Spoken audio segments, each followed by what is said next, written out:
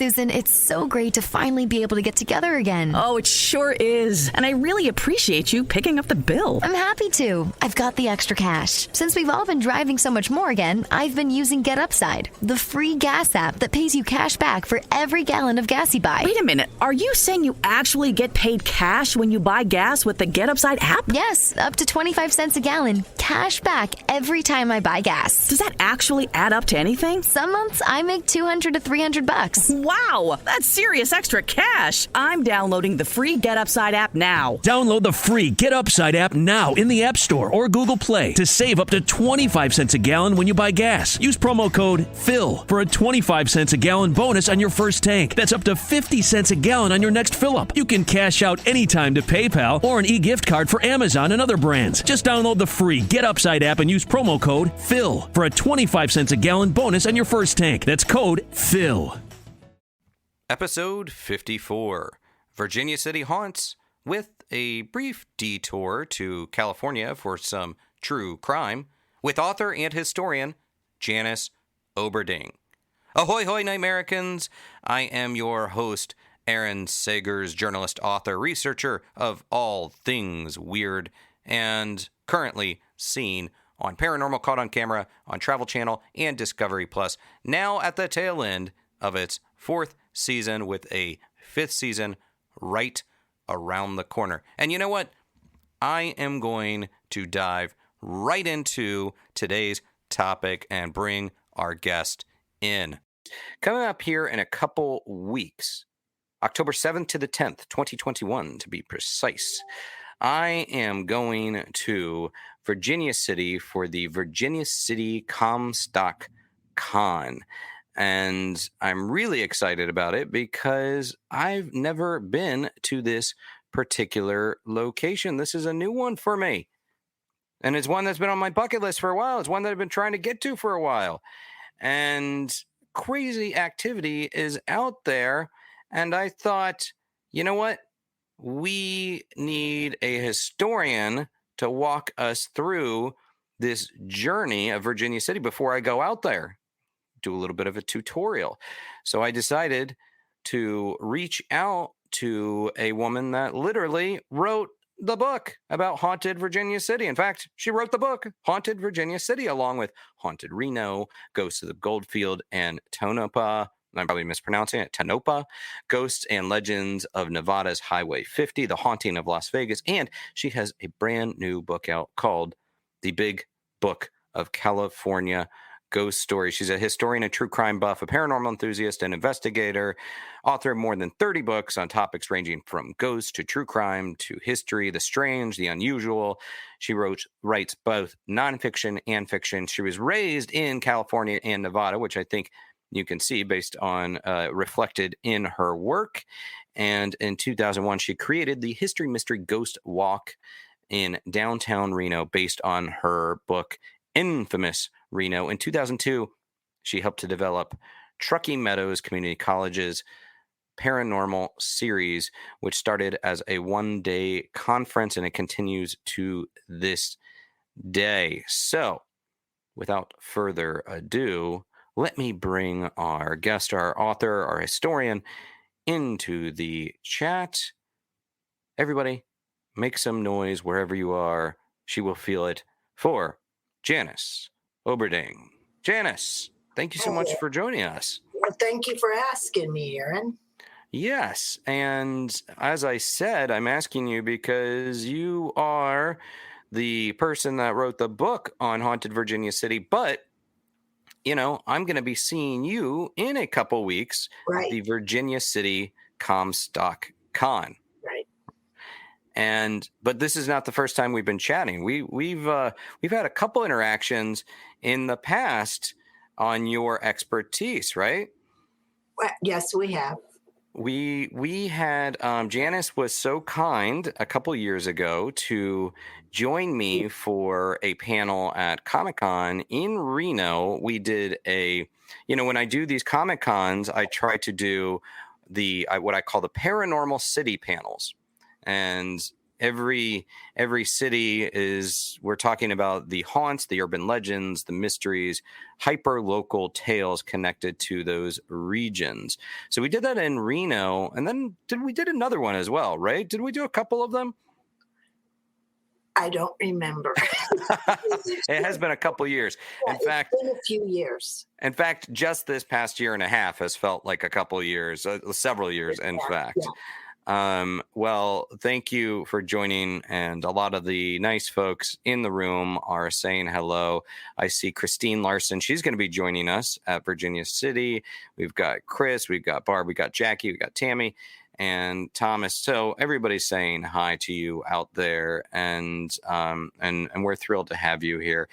So before we dive in, I guess the first question I have, tell us a little bit, because it is called Virginia City Comstock Con, and I'm not quite ready to get into the Virginia City history. I want to talk to you, but explain the word Comstock for people that may not quite get that. Okay, but first I've got to tell you, I just noticed your shirt. It's really cool.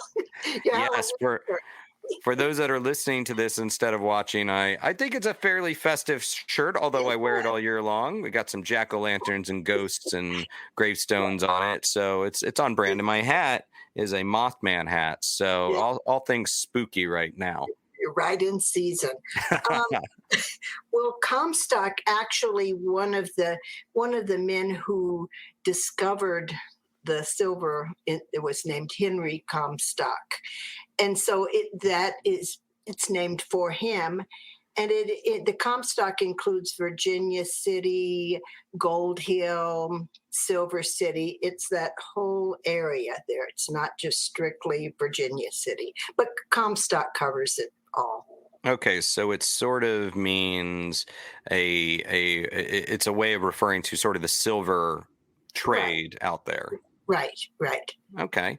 Well, we're going to get into that a little bit more in a few minutes.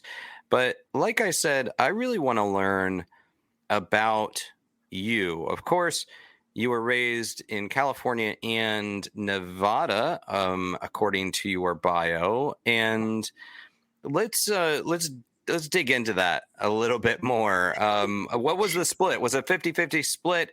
Talk about where you grew up, and also when this fascination with not just paranormal, but the true crime elements and the mysteries, kind of how that set in for you. What's your origin story, Janice? Okay, well, my origin story is actually I lived in Monterey until I was, 11. And my mom and dad divorced, and my dad stayed in Monterey, and my mom came to Reno. And so I was like a back and forth kid, if you know what I mean, back and forth, visiting my dad, my mom, my dad and mom. And I've always loved the history of both California and Nevada. I think it's it's a very different history, but it interconnects at times, but it's a fascinating history, both. I had a maternal grandmother who was fascinated and interested in the paranormal, in ghosts in particular, and she entertained my sister and I with ghost stories, ghost. And she also read the old detective magazines, and even when we were kids, she would be telling us about the crimes she was reading about. And that's basically how the interest has always been there. I believe that if you're a historian, although maybe a few won't admit it, but if you're a historian and you're researching and studying history, you're always going to find a ghost or paranormal or something, because I believe that history and the paranormal are just right there. They're connected. You can't really, to my way of thinking, involve yourself or study one or research one without also researching the other to some degree. So basically, that's it. And I would agree with that. I approach things more from a journalistic perspective and research and, history as well. And I do often say that while belief in ghosts is one thing. I try not to force it down people's throats, but ghost stories are a great way of keeping history alive, and ghosts themselves are sort of history demanding to be remembered. So it is I agree with it. But as a little kid, you were also growing up in these cities during times of the times that we kind of romanticize through pop culture. And I'm even thinking about California during a certain era, Hollywood starlets and studios and things like that. Whether it's in Nevada or California, was there a specific true crime case, let's say, that you remember as a young girl, young woman, that really kind of stuck with you, where you were like, holy moly, like, this is maybe dark, this is disturbing, but boy, am I fascinated and I want to learn more? Well, okay, I'll tell you. As a kid, and then as a kid, Carol Chessman was a man who was executed in San Quentin in California, and I'm not really sure of the exact date. It was late 50s is all I know. And he was a writer, and he had written several books. He was a pretty good writer, and he wrote several books while he was on death row waiting to be executed. And actually, his crime, the man hadn't been convicted of murder. He'd been convicted of kidnapping because he raped one of his victims, and he had pulled her from one area to another, and that was construed as kidnapping. Now, the red light bandit is what he was called. And of course, he denied it. But nonetheless, he was convicted because he had, as a teenager, as a young man, he had a long rap sheet of petty crimes, and he was kind of a smart ass. And so that helped to convict him too, I believe, is his reputation. But that interested me in that the books he wrote, the time, how he denied it, and yet here we go, you're going to the gas chamber. And then as a young woman, a wife and mother, I was living in Arcadia, which is, I'm saying, roughly maybe 30 miles. Somebody might know exact miles. I'm guessing 30 or so from where Charles Manson and his group killed Sharon Tate. And I remember the horror of that, to think, if this can happen to somebody in Beverly Hills, this can happen to somebody like me in my house here in Arcadia. So why would somebody do something like that? The idea of how could somebody be so cruel, so wicked? So I was fascinated with that mindset of the evil, evil, I guess that's a good word for it. One of the people that was involved with this and was convicted of this actually went to high school in Monrovia, which is right next to Arcadia. And she was roughly, give or take a few years, about my age. And I thought, this is the most horrible thing. So that, and then, of course, the Black Dahlia, like James Ellroy. I mean, that's one thing I have in common with James Ellroy, who was an excellent writer, is his interest in the Black Dahlia and growing up. And so, yeah, basically that's where that interest came from. And in Chessman in particular, I'm not super familiar with everything about him, but I do remember something about, there were notable figures that were actually trying to get Chessman, grant him clemency for his crimes. Notable people, right? Am I correct in this recollection? No, you're correct. And I've read a lot about Governor Brown at that time, Jerry Brown's father, and I think he was not big on the death penalty, but I think it just moved beyond it. It gets to a point where there's nothing anybody can do to stop this. So, yeah, he did have a lot of well-known people because actually, and they changed that law. The federal law, the law was if you committed it because of Lindbergh back in the 30s, if you kidnapped somebody, you could suffer the death penalty for that. And technically, this was a kidnapping because he moved this person from one place to another against her will. And so that was how they got the death penalty. And I believe that's since been changed now, that kidnapping is no longer a death penalty offense. So that was sort of a true crime tale, but as a young person, what was the ghost story then? That, I mean, I absolutely love, you said it was your grandmother would read the detective magazines and the pulp magazines, which I love those, and I still love the artwork for those. And I'm a fan of noir crime books, which have kind of made a comeback in recent years. Yeah. And I love the artwork that was always on those covers. But for you, what was sort of the ghost story or paranormal story or experience that hooked you? Because that was a true crime side of it. What about the paranormal side of it? Well, there was actually no paranormal side to that. It was just... no, there was no paranormal side to him.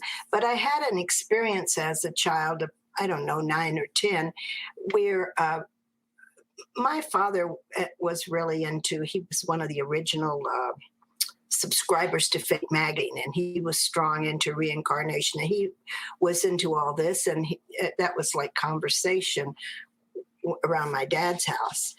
And I remember in a playground situation, I was standing in the middle of the playground, probably daydreaming because I was that kind of kid. But anyway, and all of a sudden this aroma comes to me, and it's like, I can't even describe it. I hate to use the word funeral flowers, but it was like flowers, and there's no flowers on the playground. And I was hearing something that said angel. And I thought, well, that's weird. You can't be Angel because Angel is a boy in my class. But at any rate, so I started wondering more about is there more than just what I'm seeing here? Is there more to this existence? And I had a really, really, and that's probably just a childish ego thing, really hard time. It was difficult for me to even comprehend that a world existed before I came to it. I mean, I loved history, but still, all this happened before I was even in the world. So on that end, if that could happen before I was in the world, imagine what would happen when I'm no longer part of the world.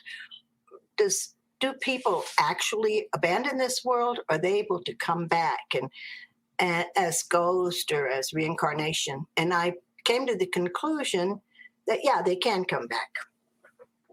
So you're a believer. You're firmly in the believer camp. Yes. Okay. Mm-hmm.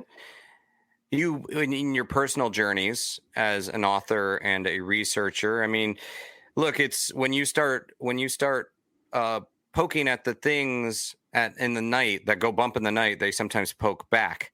Mm-hmm. And as you know, I can relate that when you start traveling around to a lot of these locations, you might encounter some bizarre things along the way. So what are some of the experiences that through your professional career you've come to encounter? Or more specifically, I think a lot of people always like to ask the questions about the scariest experience that you've had, the most frightening experience connected to this work. Well, let me tell you about a professional thing. I wrote a book, and it's not a great book, so I won't even discuss the title, but okay. I felt like, I literally felt like somebody was standing right in back of me saying, okay, and just dictating the whole book to me. I Wow. mean, I guess I could blame it on a ghost and it was lousy. But the point is, yeah, I do that. I do believe that happens. I have a friend who just cracked out 6 excellent books, science fiction, which I think are just as good, if not better, than Stephen King. And I swear that he must have some muse or something standing back of him telling him this and this, or he's a brilliant man. But the scariest thing, I don't really get too scared about ghosts and spirits, but it might be an experience I had with the late Mark and Debbie Constantino. We Right. were at the Myrtles and we were at Georgia. We were down in South. And this one group wanted to take us to a cemetery, the Noonday Cemetery. I never will forget it. And it was like, I don't know, 10, 11 o'clock at night. And we're the great ghost investigators from Nevada. And so they're going to show us their spot because we're here, you know. And we go to the cemetery and we get out and it's red mud. I mean, it's stuck to our shoes. I'd heard about the red mud there, a red set. It was literally sticking clay or something. So we get there and we're looking we're going through the cemetery and they're EVP we're trying to get, and we're doing our photos and things. And Debbie and I always have to preface this. We weren't drinking, we weren't smoking pot, none of that. We stop and she says, "Do you see that?" And I looked and it's a tree. She said, "Look at it." And it wasn't a tree. It was, I swear this sounds crazy, but it was like a little gargoyle, kind of a monster thing, you might say, like a troll. It was just weird looking, maybe, I don't know, 4 foot tall or so, that would move up to us and stop, move a little bit closer and stop. And she looked at me and I looked at her and said, "I think we should leave." We said, "Yeah, we're leaving." So we just left the cemetery. I mean, that was frightening. And then at the Myrtles, a similar, like a little creature or whatever you say, seemed to be there at times too. It was just really weird. Well, you know, I think that along my journey in this strange world, I certainly allow for the possibility of all manner of bizarre things, of high strangeness.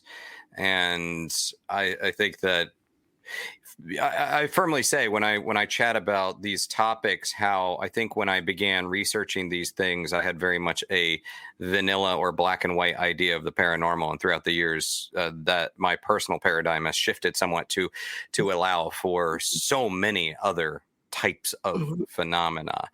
And I think, and I do want to give a shout out to, a nod, a nod to Mark and Debbie Constantino, great tragedy, to people that, yes, you know, I was able to get to know quite a bit in the paranormal, and they are greatly missed. And that said, though, I read something about you you say you don't really get scared of ghosts. You did have this weird experience of something, but I did hear about a frightening experience of yours on a Halloween night, and it was aboard a boat. Do you know what I'm talking about? I don't know. Maybe this is the kind of thing that's on Wikipedia or in research that's totally wrong, but what you know where I'm going here with? Yeah, I know. Right? Yeah, it was Hurricane Noel, and I was on a cruise with some ghost hunting buddies, and of course, we were going to Bermuda, but we were in the middle of the ocean, and it was a problem. They were wanting to turn the ship around, and we were doing EVP on that night, and we were in the middle of the Bermuda Triangle on Halloween, doing EVP. I mean, to me, that was kind of a frightening experience. Yeah, I mean, you're out in the middle of the ocean and hurricanes raging around you, and you're trying to get the ghost of the Bermuda Triangle. Yeah. I would say that counts as somewhat creepy, at least. Creepy, at least. It counts it's definitely creeptastic. Yes, Yeah. the combination of hurricanes and Bermuda Triangle and paranormal investigations all at once. Yeah. So what you certainly get a tip of the hat from me, because that is that's an experience. That's an experience. It was. Yeah. So, well, another place, I mean, that's Bermuda Triangle, but you also have some notable experiences or in another famous location, both historically and possibly paranormally. And I'm thinking of Alcatraz. You kind of have a very unique and special relationship with Alcatraz. And spoiler alert, it's not that Janice did time there. I'm not that old. So, talk a little bit about your connection to Alcatraz. Well, I'll go back to being a kid again. The first time I saw it, it was the black and red and white cruise ships went around, and it was still very much a prison. So there were big signs. The boat couldn't get within so many hundreds of yards. And as we went by, of course, my imagination, I'm wondering about these bad, evil people who are over there, and they're probably over there looking at us, wishing they were on the boat with us. Well, it would be many years, but I finally got to spend the night there. And the first night I spent the night, I was with the TAPS people. I went there as a historian, and it was wonderful because while they went off doing their ghost hunting things, I was left alone in an area, and I got to be in like the cafeteria all by myself, and I could see the worn linoleum and just imagine Al Capone standing there with his lunch tray, wanting his meatloaf and mashed potatoes. And I could walk around in spots and all by myself because I wasn't interfering with the filming, and they didn't need me at the time. So that was, to me, a really, really cool experience. I also went there a couple of times. I went with Mark and Debbie, and we got some really good EVP there. So yeah, that it was a fun time. The thing of it is well, my husband hates me to tell this story, but I'm going to tell it anyway because I think it's funny. Tell it. He hates it. But there I am. I'm the historian on the ghost to the TAPS, and so my friend is doing a little event up in Virginia City at the time, and she has the satellite all set up, and I'm going to be there and talk about the experience of being at Alcatraz, and then you're going to get to see me talking about it on the big screen, and I'm so excited. They cut me out. They didn't have me in the series, but they did thank me at the end. So there you go. So much for my time in the spotlight at TAPS, but they were very nice. I thought all of those people were very nice. They worked very hard. There was no, I'm the star of the show and I don't have to do this. They brought in all their equipment, and Jason and Grant and all of them there. They were laying out wires and everything. So I came away with a different feeling of people always say, well, these TV stars and da-da-da. No, most of them work pretty damn hard. I mean, they work for their money. They do. They don't get up there and, here, I'm a star, so I don't have to do that. So yeah, it was good. Well, and again, we are talking with author and historian Janice Oberding, and we are talking about Virginia City and Virginia City Comstock.com, happening October 7th to 10th, 2021. You can get tickets at vccomcon.weebly.com. I will be there. Janice will be there. Shane Pittman from the Holzer Files will be there.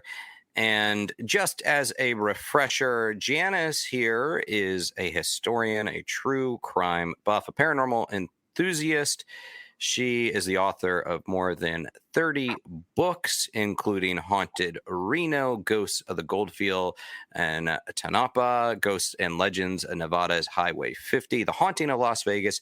She has a brand new book out, The Big Book of California Ghost Stories, and she literally wrote the book Haunted Virginia City. So she is the person and author to read about Virginia City and the ghosts of VC before Comstock Con. And Janice, before we get into the history and the haunted history of Virginia City, you know, just to break things up a little bit, I thought I would play a little game with you. It's called Choose Your News. Are you down with this? Sure. All right. Okay. Choose your news. Choose your new news. That's not how echoes work. I'm not very good at the whole echo thing. But, you know, the production value on this is fairly low. So I've just got to all do it with my voice. Okay. So the deal is, it's not even that much of a game. It's sort of multiple choice. I'm going to read two headlines, recent headlines from the news, and you are going to pick which one you want to learn more about. So it's a very easy game. I probably should rethink the rules a little bit to make it more of a game. It's just option one, option two. But okay, choose your news. Okay, headline one. Headline one. This comes to us from NPR. Scientists say they could bring back woolly mammoths, but maybe they shouldn't. Scientists say they could bring back woolly mammoths, but maybe they shouldn't. That's from NPR. And the other headline, headline two. New evidence shows penguins might actually be aliens. New evidence shows penguins might actually be aliens. And that comes to us from the radio station WEBN. Janice, choose your news. The penguins. Penguins. I think that's a good one. That's probably what I would have gone with as well. Okay. So this comes from WEBN, it's Cincinnati's rock station and FM home of the Cincinnati Bengals. I feel like I should say that. Not that I'm from Cincinnati, but, go Bengals, I guess. WEBN, September 15th, 2021. And I quote, lately, there has been a lot of talk about aliens. Video footage recently came out of Navy pilots encountering UFOs, which led to the release of an intelligence report on their existence. That report revealed that there have indeed been sightings of unidentified flying objects, but the government did not conclude that the aircrafts are extraterrestrial in nature. However, some researchers now think that not only do aliens exist, but they may be among us, and you may have even seen some of them at your local zoo. That is because scientists have discovered evidence. Guys, do you want to lose weight fast, have more energy, and improve your health? Now you can with Nutrisystem for Men. Get delicious breakfasts, lunches, and dinners, even snacks and shakes delivered right to your door. All delivered for free. It's easy to follow, and you'll see results in your first week. Go to Nutrisystem.com/meal now and get 50% off everything. And with their new premium meals, guys get bigger, bolder meals with up to 30 grams of protein and 25% more calories to keep you feeling full and satisfied as you drop the pounds. Just go to Nutrisystem.com/meal right now and get 50% off. You heard me right. Go to Nutrisystem.com/meal right now and get 50% off everything. Forget about takeout and fast food. Nutrisystem for Men is real food and real simple. It's all planned out and delivered right to your front door. Don't wait. This special offer will not last forever. Just go to Nutrisystem.com/meal right now and get 50% off. Go to Nutrisystem.com/meal. That penguins could actually be extraterrestrial beings. The experts learned that in the penguins' poop, that's right, in their poop, are traces of a chemical called phosphine. Now, that may not seem like any big deal, except that the only other place where phosphine exists is 38 million miles away in the atmosphere of the planet Venus. Dr. Dave Clements of the Imperial College of London, one of the researchers, told the Daily Star, we have reprocessed the data and we're pretty convinced that the phosphine finding is real, but we don't know what's making it. He went on to describe their challenges, saying, "It's very hard to measure and study because if you let oxygen in, it destroys it." Dr. Clements added, "We would really like to study the penguin guano to understand the biology, but it's quite hard for astronomers to get a grant proposal to go and play with penguins. So we're trying to navigate through interdisciplinary fields." So, Janice, I think you chose wisely because this story has penguins. It's got penguin poop. It's got phosphine. It's got astronomers that want to go play with penguins. I think it has it all. What do you think? Did you choose wisely? Yes, I did. Yep. Yeah. I did. I think you did good. And penguins, aliens are amongst us, and they're kind of adorable too. So let's get into some of the history. You did great, by the way. Let's get into some of the history of Virginia City. You have so much research locked away in your brain, but can you give us a little bit of a background of Virginia City and also what makes it? Yeah, what historically what would set it up to make it a great haunted town, a great paranormal city? Okay, but before I do that, I don't want to forget you did pronounce Tonopah correctly it is Tonopah. Yeah. Oh, cool. All right. I assumed I got it wrong, but thank you, Janice.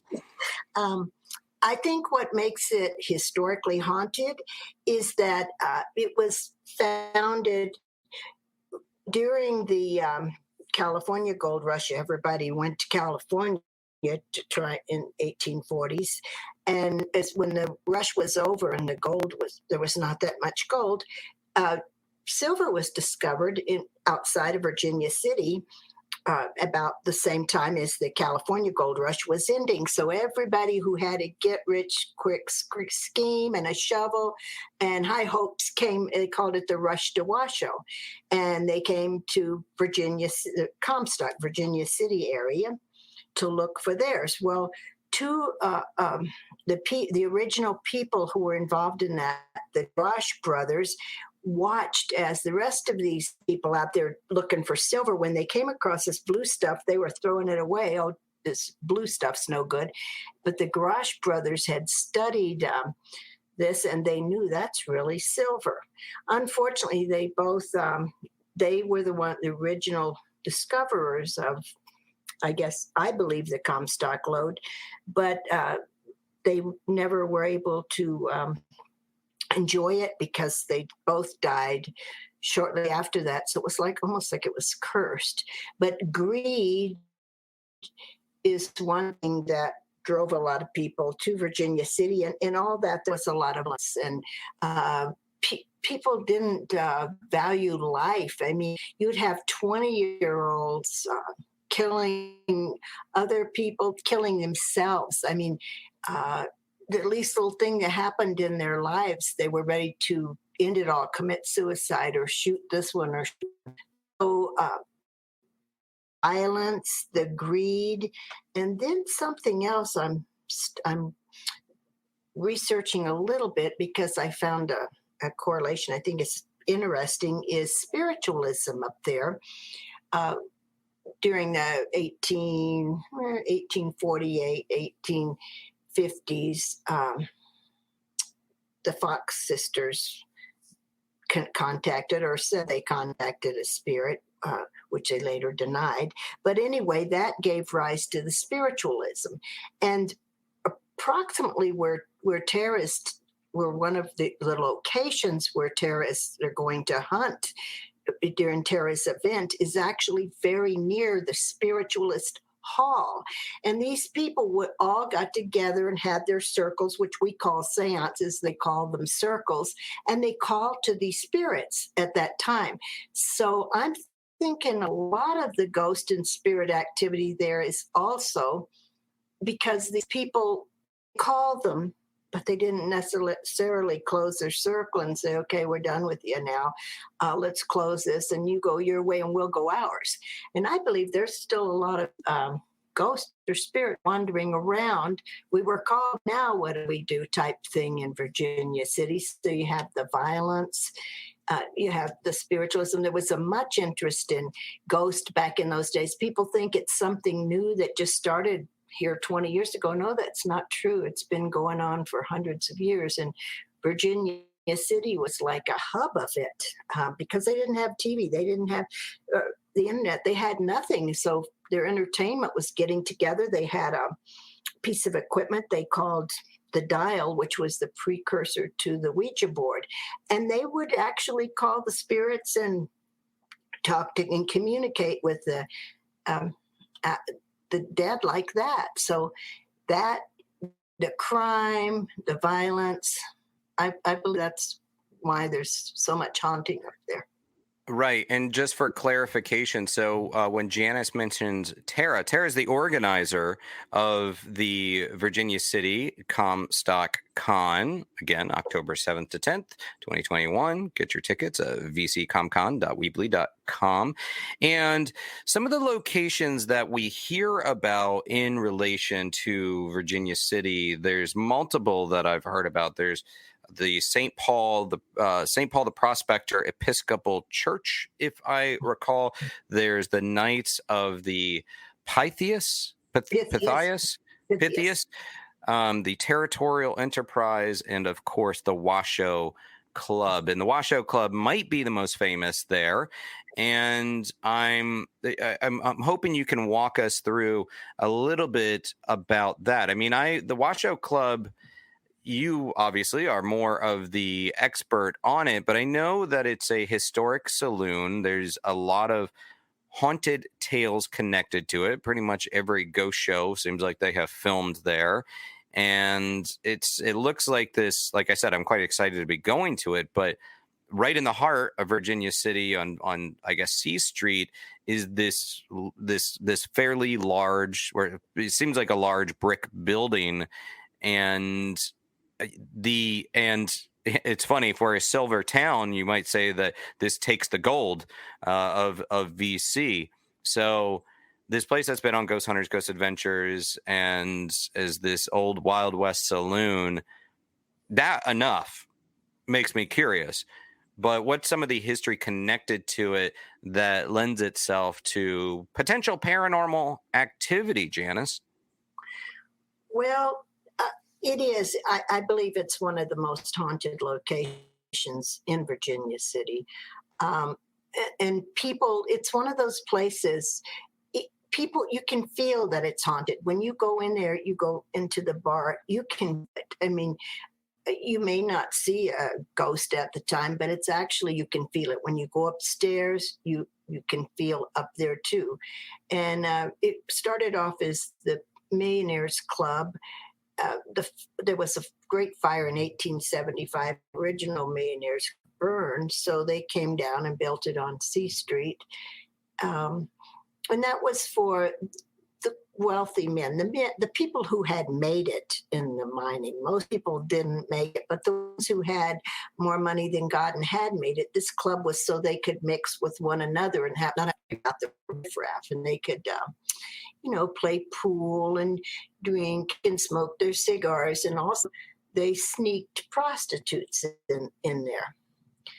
And there's one story that one of the prostitutes died upstairs.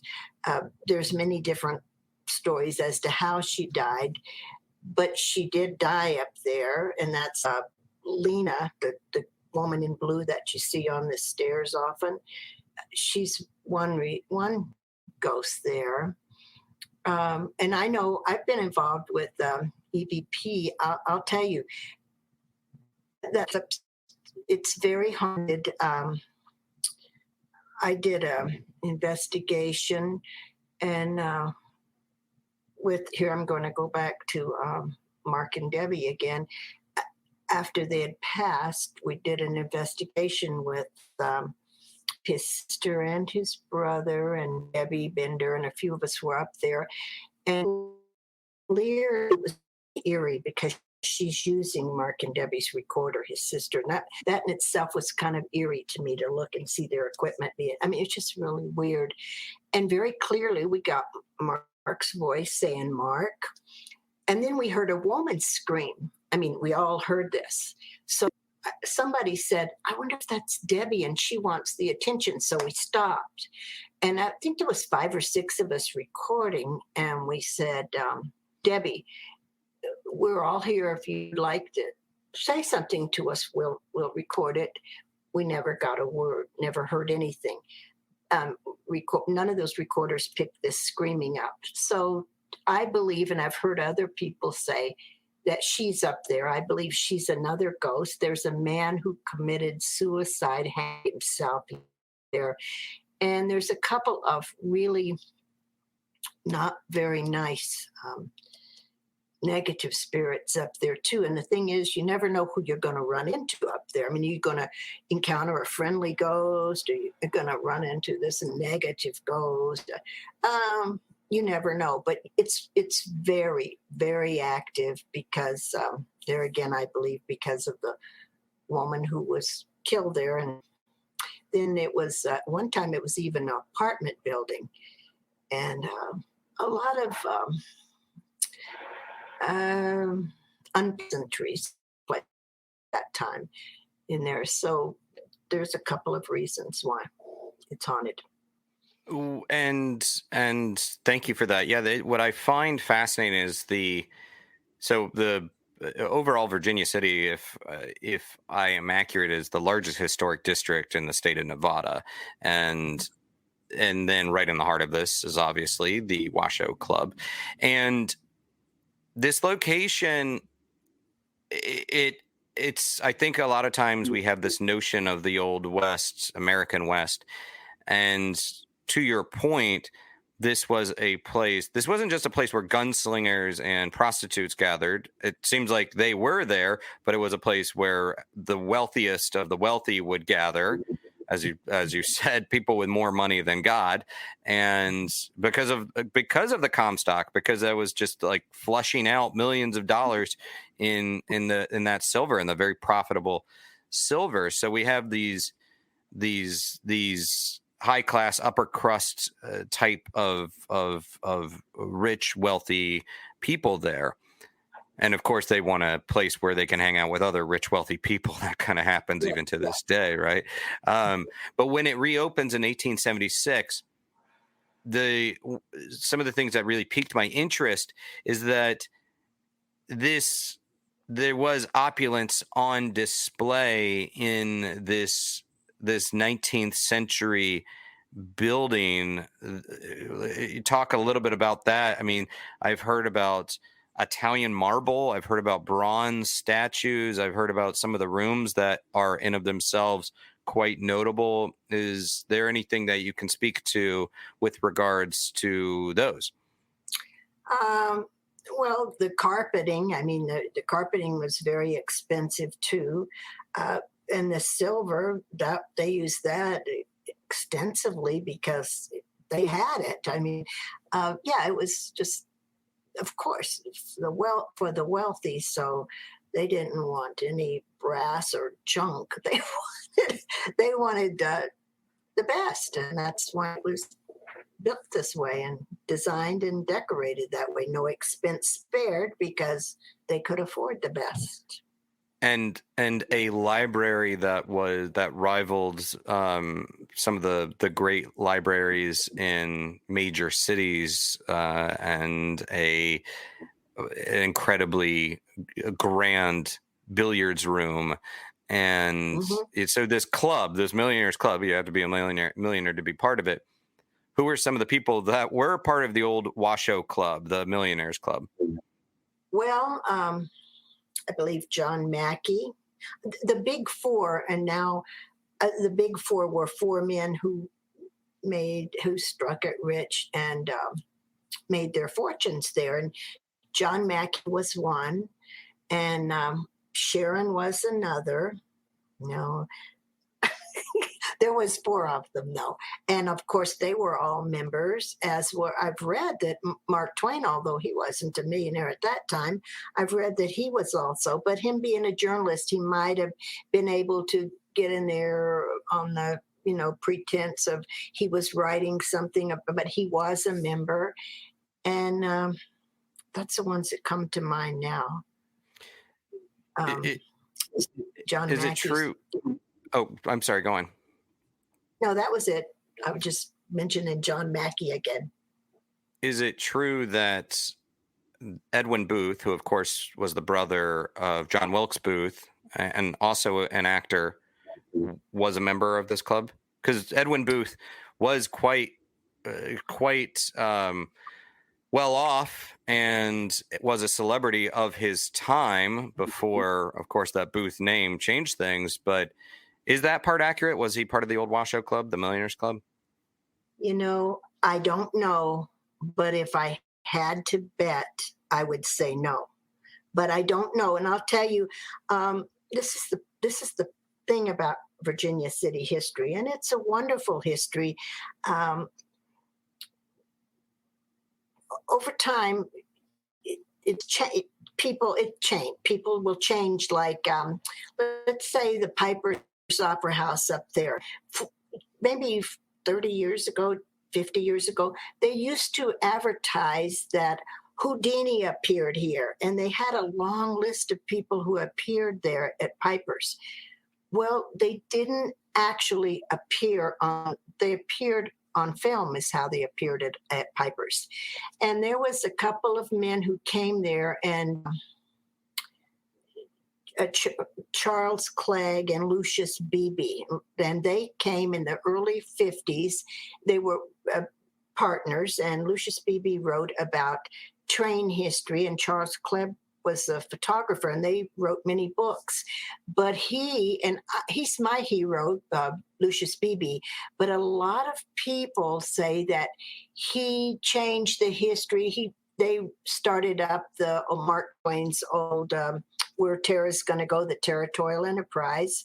They started that up again, and he wanted to, I don't know if he wanted a lot of tourism, but he wanted some, so he enhanced history a lot.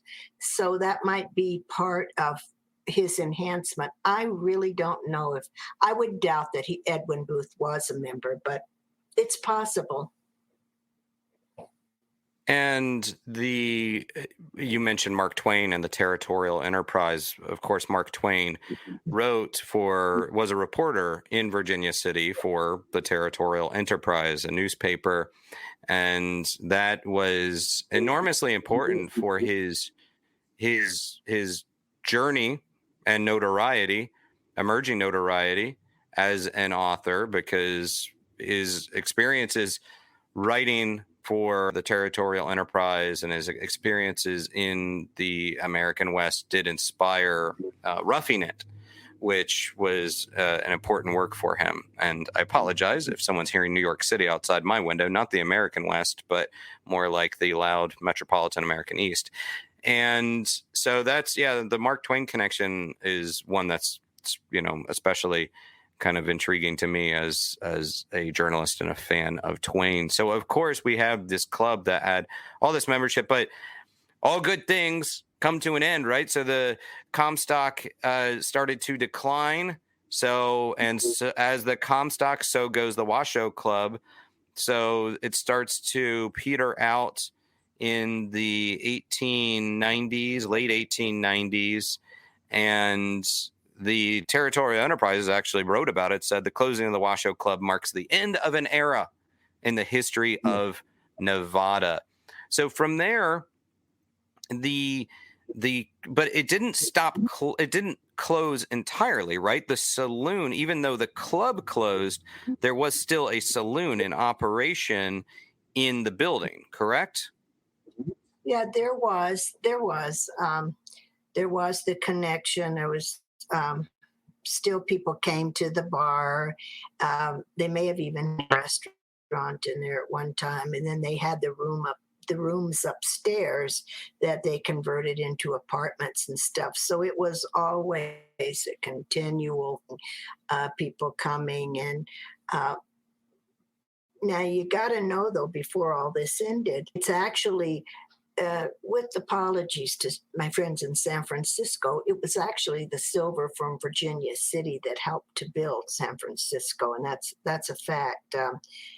Adolph Sutro's a big name, Sutro in San Francisco, but he actually began his wealth and his tunnel in Virginia City, as they all did. I mean, Mackey, his wife didn't really like the small town of Virginia City. She wanted something more cosmopolitan, and I'm sure all of their wives, they wanted to shop more and better fashions and better homes too.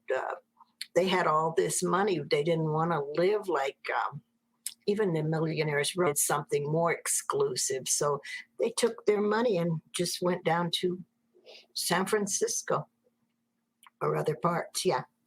I just want to clarify something in case anyone out there may hear the name Mackey and leap to a different Mackey, Bobby Mackey, not connected, spelled differently.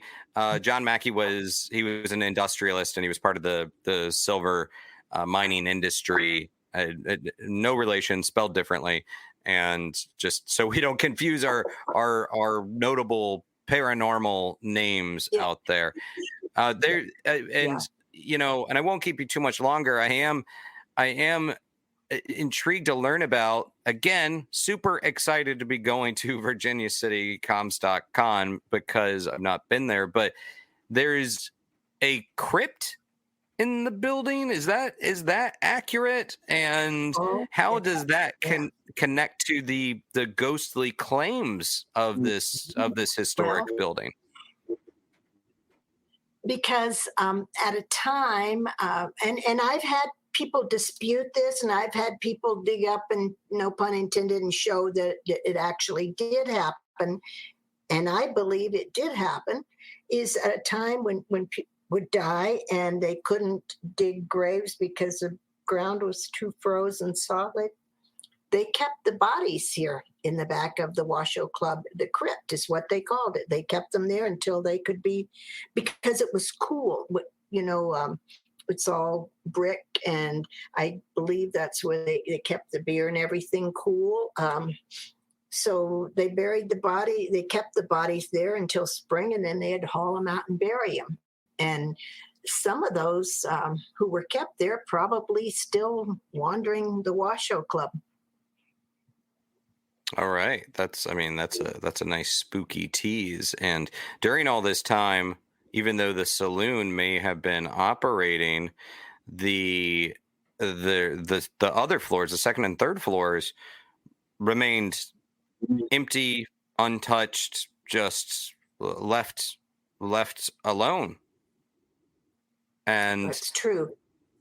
And one can't help but think about, maybe as this was happening, maybe the resident spirits moved to the upper floors and decided to roam those halls. Something of a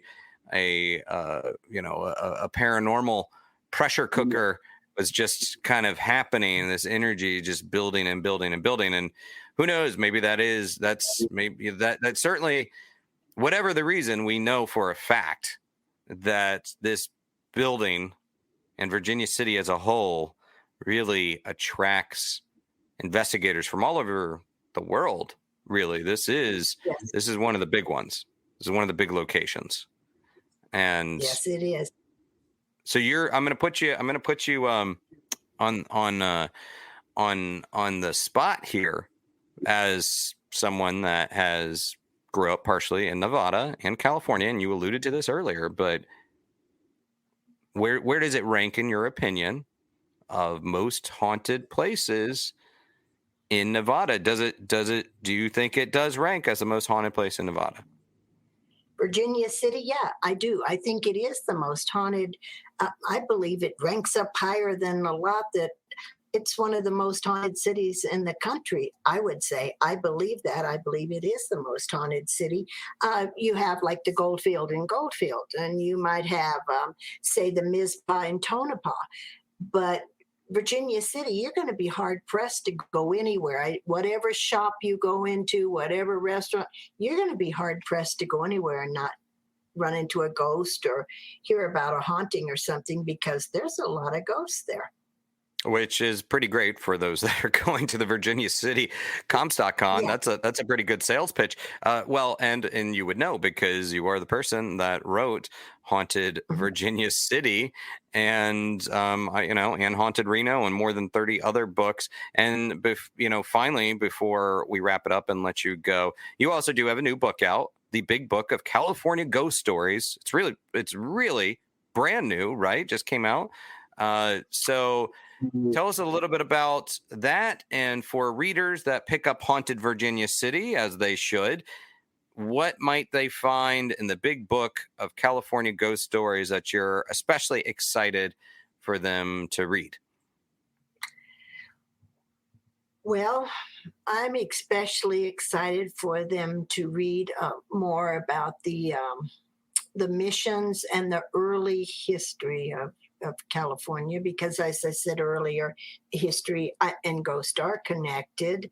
Um, I'm excited about the book because just different places and locations and things that I like to explore that I included. But I was also, the title, right? It's a series. The Big Book Stories is a series. And I was excited because when you write, like when I wrote Virginia City or things, I felt obligated, if you will, if you say, okay, this is a ghost flow, what did this ghost hunter, this investigator, what did they discover? What's their evidence? And what's this? I wasn't under that at all in these stories in California because these, who knows? I mean, these are the stories that I've told. These are been told. These are the stories I've found in old newspapers and research. They're wonderful.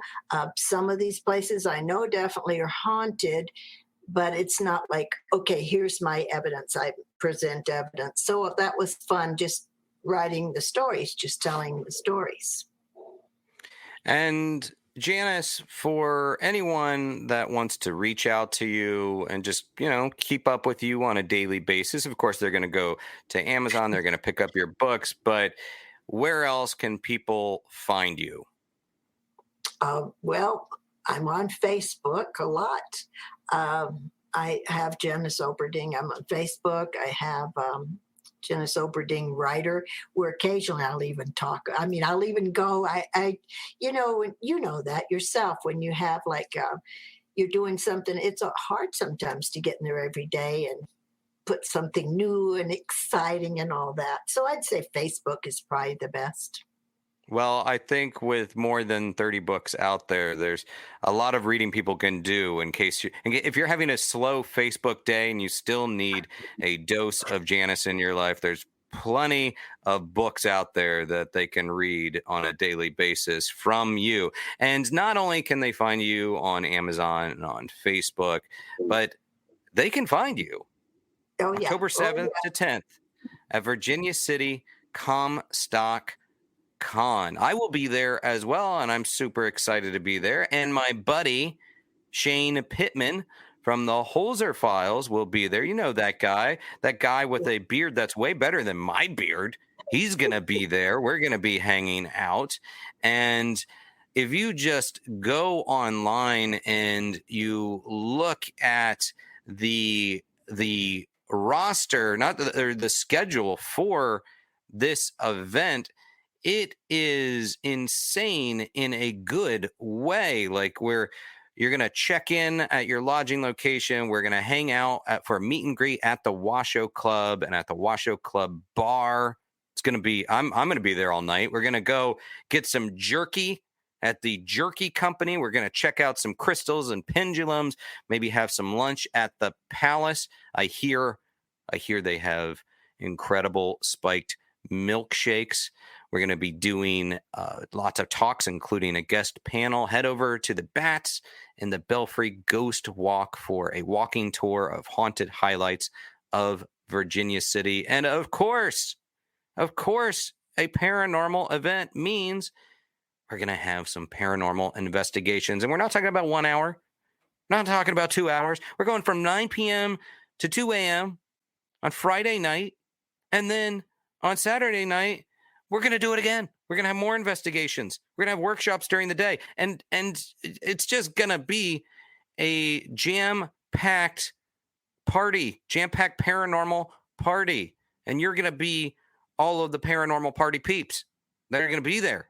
And I'm looking forward to seeing all of you there. And if you haven't already, and you want to check out this amazing VirginiaCityComps.com, come hang out with Janice and myself and Shane Pittman. You're going to go to vccomcon.weebly.com. Get your tickets. Come nerd out. Come get weird with us. Let's have a spooky good time. And Janice, I am so incredibly grateful for your time tonight and for just giving me the rundown of all of these amazing history. And it has me, I was already excited to go to Virginia City, and I am perhaps even more excited now. So Janice Oberding, thank you so much for your time. Amazing author, historian. Susan, it's so great to finally be able to get together again. Oh, it sure is. And I really appreciate you picking up the bill. I'm happy to. I've got the extra cash. Since we've all been driving so much more again, I've been using Get Upside, the free gas app that pays you cash back for every gallon of gas you buy. Wait a minute. Are you saying you actually get paid cash when you buy gas with the Get Upside app? Yes, up to 25 cents a gallon, cash back every time I buy gas. Does that actually add up to anything? Some months I make $200 to $300. Wow, that's serious extra cash. I'm downloading the free Get Upside app now. Download the free Get Upside app now in the App Store or Google Play to save up to 25 cents a gallon when you buy gas. Use promo code PHIL for a 25 cents a gallon bonus on your first tank. That's up to 50 cents a gallon on your next fill-up. You can cash out anytime to PayPal or an e-gift card for Amazon and other brands. Just download the free Get Upside app and use promo code PHIL for a 25 cents a gallon bonus on your first tank. That's code PHIL.